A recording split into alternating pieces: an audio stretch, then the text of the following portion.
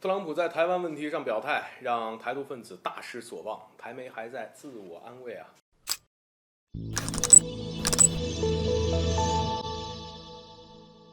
各位好，欢迎来到赵太阳观察室。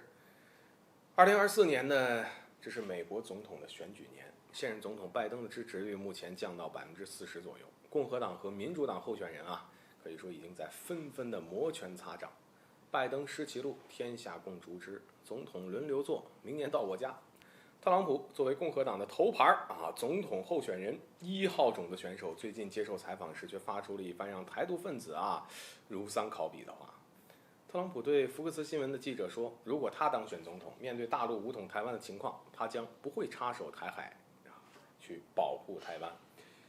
这也就算了更让台独分子难以接受的是，还没等他们指责特朗普，特朗普又对台湾倒打一耙他非常不满，说现在台湾制造了全球90%的芯片，以前都是美国造的又一口咬定是台湾人在半导体产业抢走了美国人的饭碗，还表示应该加大力度对台湾的商品加关税。台独势力现在倚仗的最大的就是美国，他们一直想的都是以美谋独挟洋谋独这下未来美国总统的有力候选人不站在他们一边了。事实上，了解特朗普的人都知道这话从他嘴里说出来，那是再正常不过了。与之类似的就是特朗普对乌克兰问题的表态。俄乌冲突呢，已经持续了1年半了而线下整个西方世界都在力挺乌克兰跟俄罗斯斗到底反俄挺乌几乎就成了欧美的共识。结果叛逆的特朗普偏偏就反其道而行之，他说如果自己当了美国总统，在他进入白宫的24小时之内就会结束这场战争。这话把乌克兰总统泽连斯基都给整急眼了，多次隔空喊话反驳特朗普，并牢牢地抱住拜登的大腿。特朗普这样的想法其实就是一种孤立主义，不知道大家还记不记得，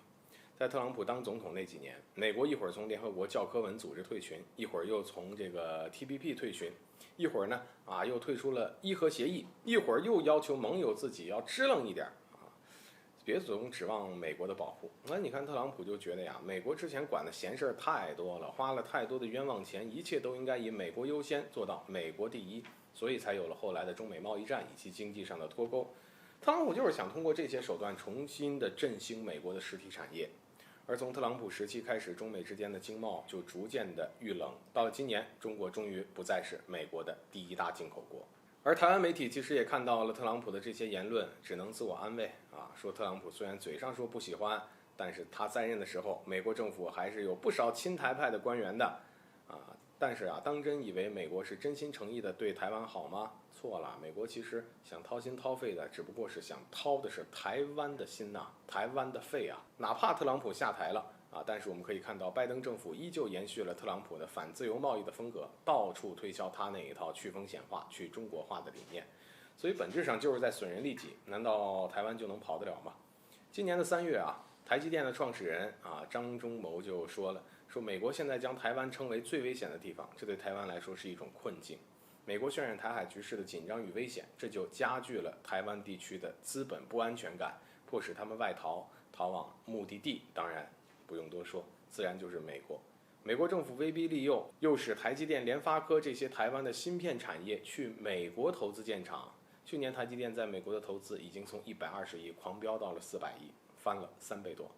而现在呢，美国在一步步的掏空台湾的高科技产业，属实让他们是赚麻了。所以可以预见，不管是特朗普还是拜登连任，美国都不会真心实意的保护台湾。再这样下去，台湾只会吃更多的亏，而岛上某些媒体还是不要自我欺骗了。好了，本期节目就到这里，欢迎点赞转发，留下你的精彩评论。